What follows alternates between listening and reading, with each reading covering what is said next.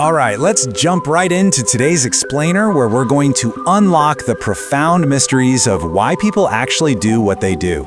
We're using Robert Greene's masterwork, The Laws of Human Nature, as our guide.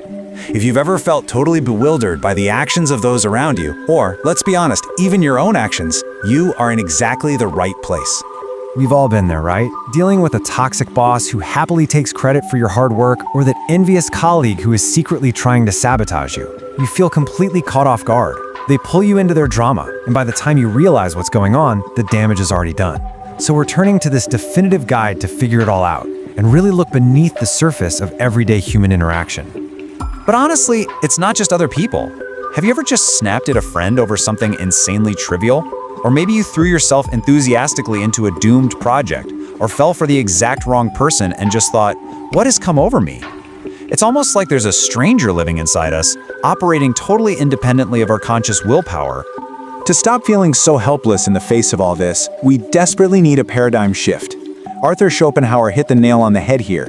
He suggests that when we encounter human meanness or stupidity, we shouldn't get emotionally riled up. Instead, we should study it like a mineralogist studies a rock.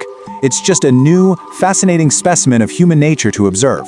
And that is exactly the energy we're bringing to the table today. So here is our roadmap for today. 1. The stranger within us. 2. Deciphering the human codebook. 3. Mastering self and others. 4. Navigating groups and generations. 5. The law of conformity. And finally, 6. Transforming human nature. Kicking things off with Section 1, The Stranger Within Us, Recognizing Our Self-Destructive Patterns. Greene notes that we often harbor this weird little demon inside us. This is the force pushing us into self-destructive actions, like randomly offending our colleagues, throwing our weight behind foolish schemes, or just feeling completely out of control. We tend to shrug it off and say, oh, I just wasn't myself today. But that doesn't actually solve the problem, or stop it from happening again, does it? We've got to dig deeper. Moving right along to Section 2, Deciphering the Human Codebook, Mapping the First 6 Elemental Laws. These first 6 laws focus heavily on our inner emotional turbulence and the masks we wear every day.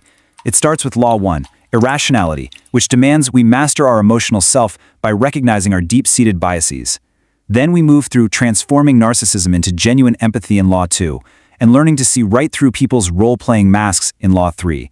Laws 4 and 5 give us the tools to navigate toxic behaviors and the underlying mechanics of desire. All of this culminates in Law 6, which challenges us to elevate our perspective above our daily moments of madness. Ultimately, it's all about gaining that crucial internal clarity. Now on to Section 3, Mastering Self and Others, Confronting Resistance and Ego. This next group brilliantly maps out the friction points of human interaction. You have to learn how to soften resistance by understanding defensiveness in Law 7, well before you can change your circumstances by tackling your own self-sabotage in Law 8. Law 9 forces a pretty uncomfortable confrontation with your repressed dark side. We also have to navigate some incredibly fragile egos through Law 10's focus on envy and Law 11's strong warning against grandiosity and the delusion of success.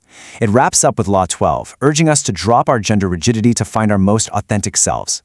Just zooming in on Law 8 for a second, the law of self-sabotage, Greene points out something super profound here. He contrasts a constricted negative attitude with an expansive positive attitude. The ultimate freedom we possess as human beings is the ability to change our circumstances simply by changing our attitude. When you view the world through a constricted lens, you're literally sabotaging yourself. An expansive lens, on the other hand, opens up a world of possibilities. Next up is Section 4, Navigating Groups and Generations, Finding Purpose in the Crowd. Laws 13 through 18 show us exactly how to navigate the wider world. You absolutely must avoid the aimlessness of false purposes in Law 13 and resist the downward pull of conformity in Law 14. If you want to be a leader, you'll need Law 15 to establish inner authority, while Law 16 helps you spot passive aggression hiding behind friendly facades. After exploring generational myopia in Law 17, the entire codebook culminates in Law 18, Death Denial, which is the ultimate reality check regarding our shared mortality.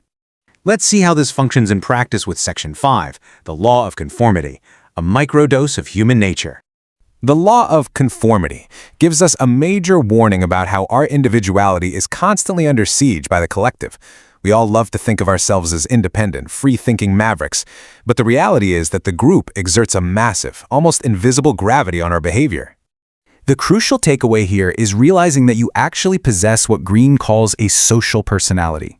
This is a totally different version of yourself that emerges, often without you even noticing, just so you fit into a group setting. You know the drill. You laugh at jokes you don't even find funny. You agree with consensus opinions you haven't done an ounce of research on. Recognizing this social personality is the very first step to resisting that downward pull.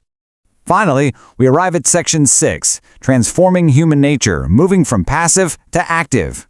Greene explicitly warns that if you ignore these 18 laws, you are dooming yourself to patterns you can't control. If you refuse to come to terms with human nature, you're just going to remain confused and helpless. But by studying this codebook, you transform yourself from a passive slave to your emotions into an active creator of your own destiny. You stop reacting to the surface noise and you start decoding the root causes. Now, I know it is incredibly easy to look at human irrationality and aggression and just become deeply cynical about the whole thing. But look at this staggering quote from Dostoevsky. He reminds us that if people are deprived of the immeasurably great, they will literally die in despair. To avoid cynicism, we have to use our intelligence to find the sublime, awe-inspiring potential in human nature. There is just incredible wonder in the human brain and our capacity for real, lasting growth. So, now that you have the map to all 18 elemental forces, everything from irrationality and self-sabotage to conformity and our shared denial of mortality, the ball is entirely in your court. The only question left is whether you'll use this knowledge to elevate your perspective or just keep repeating the same frustrating cycles over and over. It's time to take this codebook, become that objective mineralogist, and finally master the stranger within.